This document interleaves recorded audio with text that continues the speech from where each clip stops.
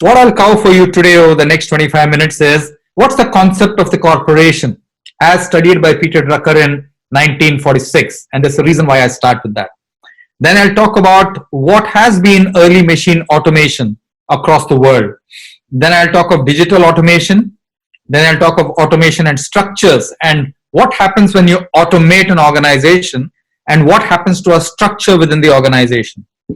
Then I'll have 2 slides on Robos. Where are we on Robos and what's the threat of Robos replacing human beings? And then I'll talk about small enterprises, SMEs, where some of you work in, or even large enterprises, and what are the 3 parts of a company and how does one look at the 3 parts of a company and really automate it for success. And then I have a final slide on summary. Okay, so this is what I'm going to cover for you for the next 25 minutes. If you look at what organizations truly want, they want efficiency, they want productivity, they want collaboration, they want flexibility, they want accuracy. This is exactly what organizations want day in and day out. I cannot imagine any organization saying we don't want efficiency, we don't want productivity, we don't want collaboration. So the whole concept of automation is to improve on these 5 words that I really put out on this slide. Next slide, please. If you look at the concept of the corporation, it was the landmark book. This book was published in 1946. Around that time, a few years before that, Peter Drucker, who was then 38 years old, sat down with Alfred Sloan, who was 68 years old, and they decided to study General Motors, which was one of the largest enterprises in America. They decided to study General Motors with a view to say, how does a large corporation work and how should it work? That was the concept of the study. And Drucker worked long and hard for 2-3 years, interviewed everybody in General Motors, and finally wrote this book. When he wrote this book, General Motors was not happy. General Motors was not happy because they felt Drucker did not praise them enough. Funnily, they thought he should have praised them more. Even though he praised them, they said we needed much more praise. And that's a fallacy of most large organizations. They want more praise for the basic job that they're doing. But what Drucker proposed was fundamental. The first thing Drucker proposed was management systems and the way an organization decides and works. Number 1, systems thinking. The second innovation Drucker proposed was profit centers. He said, General Motors is unwieldy, let's break it into profit centers. The third thing which Drucker said was MBOs. Till then, there were no management objectives. It was a Drucker innovation. Then the fourth thing Drucker talked about was span of control. He said, in that era, 1946, a manager can have 8 reportees to him. Today, the world is very different in automated world. I used to have close to 20 reportees to me in my last job. And finally, he talked of the role of General Motors in society. These are the 5 big things that Drucker talked about. The role of a company in society is still a very valid debate. Span of control, MBOs, profit center. They've evolved, but they're still concepts worthwhile today. And management systems is absolutely paramount for any organization. So what Drucker studied nearly 70 years ago is valid today with variation. Next slide, please. If you look at early automation, the early automation was around typewriters, was around telex machines, etc. So in that era, the secretary was the information hub. So if today a search engine is an information hub, you go to a search engine to search for something, in any corporation, the boss's secretary was the most important person. And secretaries down the line were very important people because they had access to information. They would type out the memos. They would type the transfer letter. They would type the letter to the customer. So everything revolved around having good secretaries. So this was early automation around the 1950s and 60s. Next slide, please. Next, if you look at a fundamental thing which changed the workforce was automation at home. In World War II, a number of men went to war, both in Europe as well as in America. Because they went to war, women started to work.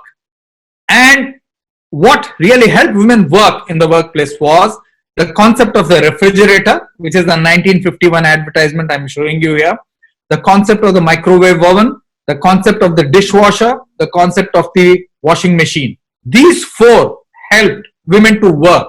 And the original concept of work-life balance was actually coined for women, which said that you work in the workplace and you went back home, and these machines helped you achieve work-life balance.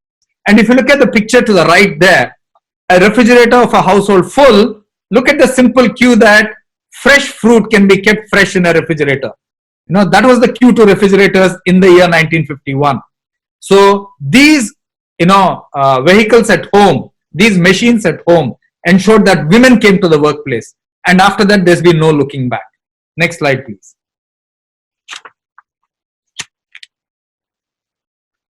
Now, early home automation, all these machines have become better and bigger, and hence have made the life of the housewife far better and easy. Along with all this, like microwave ovens, etc., the food industry developed, the cold chain developed, every single industry developed in order to meet the needs of the housewife who was time-starved. So all the innovations in food at that point of time were aimed at the time-starved housewife. Next slide, please. Now, if you look at automation after that, I moved to 1971. Roy Tomlinson, who was in digital, he sent the first email ever. While the first email ever was sent in 1971 on the ARPANET, it took up till 1995 or so for email to become standard feature in every organization. It took 25 years. Now, almost every company, almost every individual in the world today will go and look for an email account if he has either a laptop or a mobile phone. So 1971 was the first serious attempt at this. Now, what did this do? It brought lots of people concurrently together at work by 1995. It also ensured that we could share files, we could work together even though we are not in the same office. So that's what email did. It was a fantastic collaboration tool in order to get all of us on the same plane at one stroke. Next slide, please. While 1971 was the first email, 1992 and a combination of Nokia and Vodafone delivered the first SMS.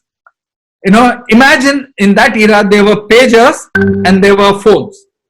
Phones could receive message but could not send it back. By SMS coming in, and this was a happy Christmas message in December of 1992, phones then added the messaging service. And in the early phones, if you look at it, messaging was regarded as a value-added service compared to the phone call, which was what the phone was for. And then most of us got hooked on to short message service. So the next big innovation in automation happened on the mobile phone, not on the laptop, which was the SMS. Next slide, please. Then we got Wi-Fi. The whole concept of Wi-Fi was last mile connectivity.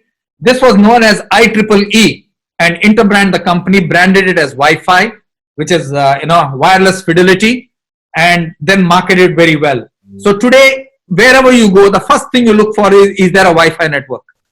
So if you go to an airport, you go to a railway station, you go to a restaurant, the first question you ask is there a Wi-Fi network?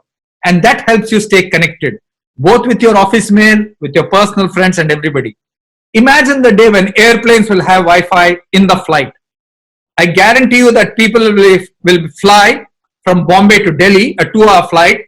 They will make the presentation on the flight, get down, go to the client, make the presentation and come back. So they will use the 2 hours to connect with everybody on the ground in their company, get all the data and make the presentation. Today they'll have to do it before they board the flight. So Wi-Fi has given enormous speed, enormous reach, and ensured that we are always connected at any point of time. Routers have become significantly faster and significantly better over the last few years. Next big automation is actually WhatsApp. WhatsApp is 10 years old, believe it or not, 2009. And I put John Combe as well as Brian Actors, their pictures here. These guys used to work in Yahoo till 2007. Then they quit Yahoo. They applied for a job in Facebook. They didn't get the job. They were rejected. Then they went to an Hawaiian island and thought about what can we do in technology. And then they came with the concept of WhatsApp. The whole point was you don't know if people have read your message. You don't know if they're connected. So the double tick was an innovation they brought in. And early days, they really didn't get much traction till they improved the product. And when they launched it in Feb 2009, promptly 250,000 people signed up for it. And after that, there's been no looking back. And the reason they called it WhatsApp was they wanted the usual greeting, like a hello, which is to say, what's up? So what's up translated to WhatsApp. And it's important for me to signal it here because I'm going to link it back in the end. So go back, 1971, first email. 1992, first SMS. Then you had Wi-Fi. And now 2009, you have WhatsApp. So as you look at it, all the innovations in automation are becoming increasingly personal. They're becoming one-on-one. What started as a company initiative for email, WhatsApp is now the ultimate one-on-one automation vehicle. Next slide, please. If you look at automation, a lot of machines around us have undergone dramatic transformation. Let's take the Airbus 320. Flybywire has been around since the 1930s or before that. Now, virtually, the airline, if you look at the pilot today, he's focused on the first 5-10 minutes and the last 5-10 minutes. Through the rest of the journey, it's the autopilot which flies. There was a joke in The Economist a few years ago which said, in a future world, there'll only be one pilot and there'll be a dog sitting in the cockpit. The pilot to ensure that he gives confidence to the 200 people sitting behind that there's a human being, and the dog to ensure that the pilot doesn't touch anything. They said that automation will reach such a high level that the plane can take off on its own, land on its own, and do everything safely. Fly-by-wire has actually helped us get there very, very quickly. Okay. Next. Sports. Automation in sports has been dramatic. And I give you IPL as an example. If you look at all the stats which are Harsha Bogle or anybody else puts during an IPL, look at the amount of stats today thanks to automation. You know the bowler's average, you know the bowler's average in death overs, you know the bowler's average when you start, you know the batsman where he'll hit the ball, what's the maximum area where he really scores the runs, etc. So every single thing around sport has been automated. In tennis, you know exactly where a Federer serve will go. You know exactly where a Nadal serve will go. Okay. In football, you know who are the best passers, how do they pass. Today, we are using VAR in football. It started, last year. Today, it has become standard practice everywhere. It was not there before. It was left to the umpire or the referee. So the maximum impact of automation, I submit to you, has actually happened in sport. Like, for example, in tennis, you have the call at the service line. Every single thing is automated. It has made for much fairer approach to sport, and it has given joy to the viewer because he can now get immersed in the sport. Equally, it has given opponents a very clear example of what are the strengths and weaknesses of either a batsman or a tennis player or a golf player or whoever it is. So sports has been automated dramatically thanks to all these new techniques. Next slide, please. Whenever we talk of various things, we talk of, big corporations like I started, General Motors, etc. The biggest automation is actually the Indian Railways, the IRCTC. IRCTC on any given day has 6 lakh tickets booked up and meals, etc. On a busy day, it has anything between 15 to 20 lakh bookings. This whole thing is computerized. This whole thing is automated, and this whole thing works. Lock, stock, and barrel. There is no other system like this in the whole world. It's an absolute dream come true. And just to imagine that many years ago in the 1970s, the railway people went on strike for some salary and most important for computerization. It's such a complete change today that the same railways which went on a strike because of computerization today is the hallmark of automation for the world. Next slide, please. If you look at automation, what does automation do in structure and behavior in an organization? I think thanks to automation, a number of companies have asked, what is the core that I need to do and what is outsourcing? Because of outsourcing, we've had business process outsourcing dramatically. So every company is focused on its brand, on the raw material sourcing, on its distribution, on its strategy. Those are the core. Anything which can be outsourced can be outsourced. I remember when I started my career 30 years ago, my company, Hindustan Lever, used to have a travel department. Today, no company has a travel department. Okay. If, in the XLRI board, we were discussing 2 months ago that we don't need a hostel. If we have a campus, we can outsource the hostel to OYO tomorrow. Why do we need to run the hostel? Okay, so anything which is not your core, the core of a business school is to teach management. Why does it need to run a hostel? So anything which can be outsourced is outsourced. Second, in the past we had rigid structures. Today we have a matrix organization where there's fluidity and people report across lines. We have dotted line reporting. We have parallel reporting. Okay, we have centers of excellence which then feed into the main organization. We have location-free roles. You can work from Dubai, you can work from Bangalore, you can work from Singapore. We have work from home once a month or twice a month in every company. Then we have BCC, what I call BCC in political organizations. If people want to tell the boss what they are doing, but they're writing to their colleagues, they'll do a BCC. That is what I call a political organization, and that's the downside of automation. And finally, we have what I call the tooth to tail ratio. Tooth means customer facing roles and tail means backend. In most small companies, the tail is bigger than the tooth. In most good organizations which are automated, the tooth is much bigger than the tail. Next slide, please.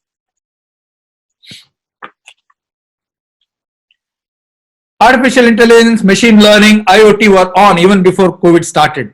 I believe it will only accelerate after COVID. We have less than 1.5 billion PCs in the world. We have 3.5 billion smartphones globally. So which means almost all the work that you're going to see right now, except for really heavy manufacturing, will happen. Automation will happen on the smartphone is my submission to you. Next slide, please. If you look at Robos, there's always a constant worry that Robos will take away our jobs. Robos will start by taking over repetitive tasks. After that, after a long time, they will come and replace human beings. There are 2.4 million installed Robos globally. In 2018, there were 422,000 sold. The top 5 countries account for 74% of Robos: China, Japan, Korea, USA, and Germany. So Robos have not proliferated. Where have Robos really proliferated, and where do we believe that they'll have the biggest impact? Next slide, please. The biggest impact of Robos will be in the transportation sector, in the auto sector, in the manufacturing of cars, in the automation of cars, etc. Second is in all of manufacturing, welding as an example, heavy lifting as an example. Okay, the kind of things that Sanjay and his organization do. Construction is a third example where you'll see a lot of Robos coming in. Administrative services is another place where you'll see Robos. Chatbots is a great example. Wholesale retail trade, 30% impact over the next 10 years. Transportation, 50% impact in terms of job over the next 10 years. And education finally will be about 10%. That's basically because between standard 1 and 10, you need high quality teachers to really fire the imagination of the kids. Whenever you have a good teacher, you have great students. If you are not able to do that, then it won't work. It's only after 10 standard that online can replace that. But till then, you need very, very good teachers. Next slide, please. Self-driving vehicles. Waymo is a very good example. I know that Waymo has had a number of problems, etc. It has crashed in a few places, not been able to adjust to some things in traffic, but I think it will get better and better. I've had the pleasure of sitting in a Tesla in UK, and I asked the driver, can this be an auto car? He said yes. He took his hands off the wheel, and for about 4 kilometers as we were going towards Heathrow Airport, the car ran on its own. I think the advances will be rapid, and I personally believe you will see this in the next 3-4 years, self-driving vehicles, and we'll all get comfortable with it. Just like we got comfortable with fly-by-wire in terms of aircraft, the same will happen here.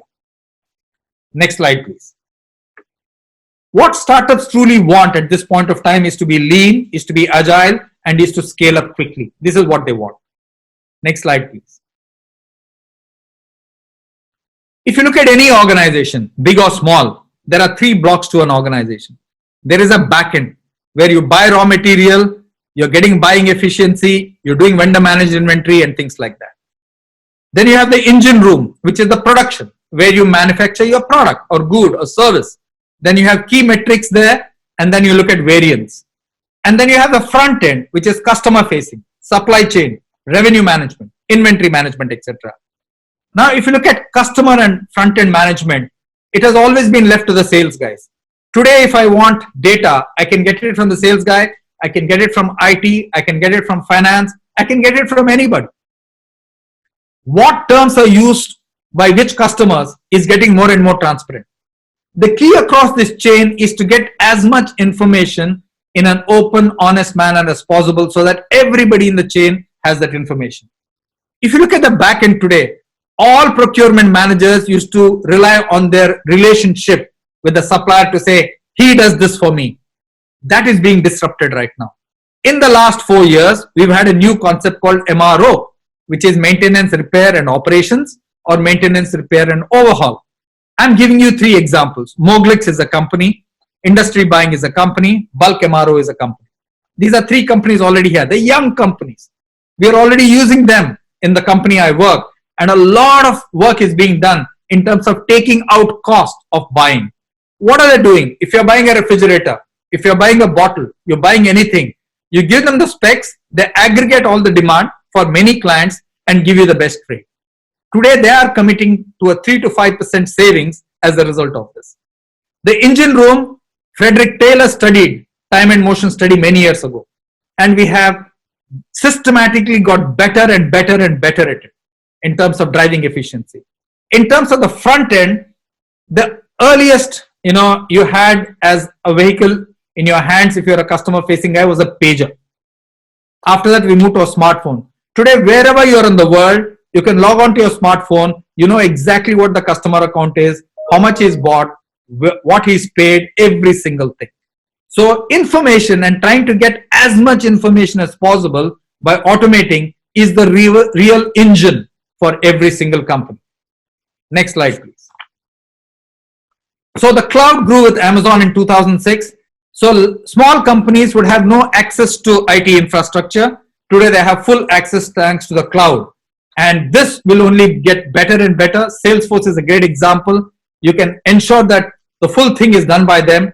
Today, all small companies or large companies are on a pay-per-use model for automation. You no longer have to have fixed costs. You no longer have to have PhDs to run your system. Next slide, please. These are chatbots, which most companies are using in order to address customer queries, but non-standard queries is not something that chatbots can answer. Next slide, please. Look at Facebook. Facebook global base is 2.5 billion, India base is 330 million. WhatsApp base is 2 billion globally, India base is 440. Facebook has introduced workplace in all the institutions. What does a workplace do? If I'm working in a company like Godrej, which uses it extensively, you post it irrespective of hierarchy, anybody can see your post. So what a workplace does is it takes away the hierarchy layers and ensures that the truth comes to the table. That's what automation does with a thing like workplace. Let's take WhatsApp. Today, WhatsApp is used for business. Today, WhatsApp is used for decision making. Okay, so WhatsApp has applied for a bank license, and the moment you can pay through WhatsApp, you're through. You're completely there. So WhatsApp today, Make My Trip is using WhatsApp for you to do all your bookings. And every single thing is just a WhatsApp message. Okay, so this is at the level of the enterprise as well as at the level of the individual. So my last slide at the end of 24 minutes now. So in summary, we've had automation for a long time. Automation was studied by Peter Drucker in the concept of the organization. And he gave us a few concepts like MBO, span of control, etc. Over a period of time, we've had many automation coming through. The email in 71, the SMS in 1992, and WhatsApp in 2009, and in between Wi-Fi. Each of them has ensured that we moved from a large enterprise ticket item to something which is in the hands of the employee. Today we have 3.5 billion smartphones and only 1.5 billion PCs. So the future of work, I believe, will be automation and software and cloud, all led through the smartphone. That is what I see it as.